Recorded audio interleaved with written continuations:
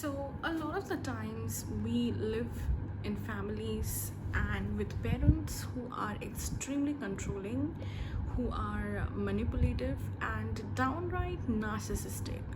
So, if you have grown up with such parents and if you're still living with them, so I just want to talk about how do you really navigate such relationships. How do you navigate this kind of a relationship with parents who are super controlling, super manipulative, and narcissistic? So yeah, let's begin. So, a bit of a backstory about me. I I have been raised by a narcissistic mother and sort of an enabler, unavailable father. And it has been a really rough childhood, emotionally speaking, again. Like, physically and in every other way, if you saw me, you would be like, okay, you're just like any other normal child.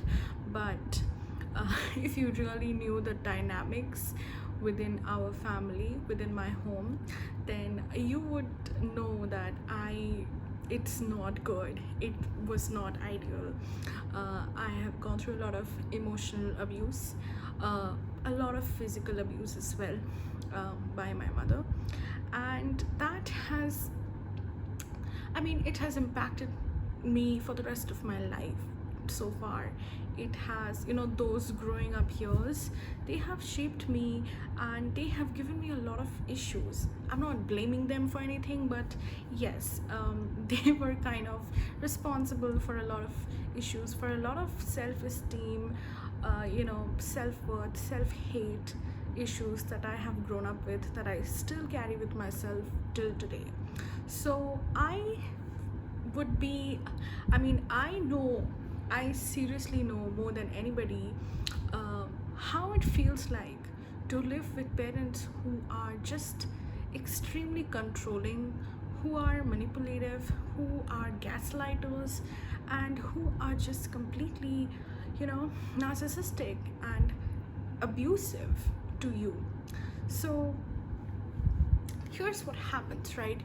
When you grow up in an environment, when you as a child, you just don't know any better, right?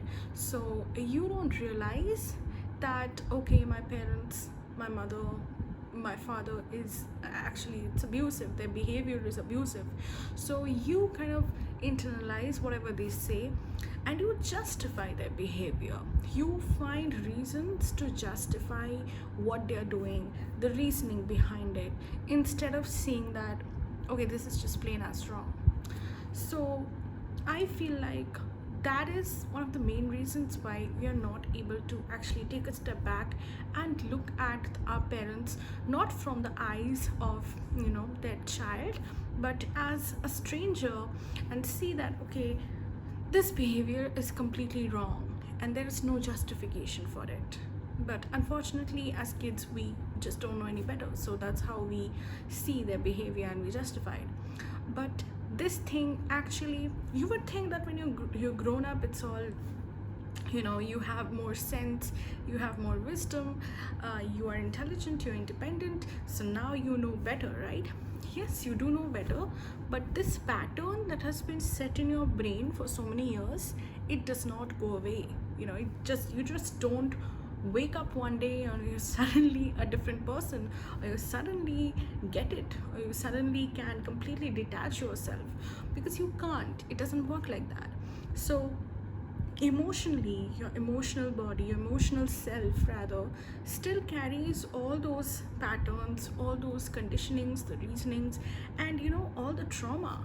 It basically carries all of that, and it continues. Those patterns continue in your adulthood, and it shapes you, it shapes your relationships with other people, it shapes your relationship with yourself, and not in a good way.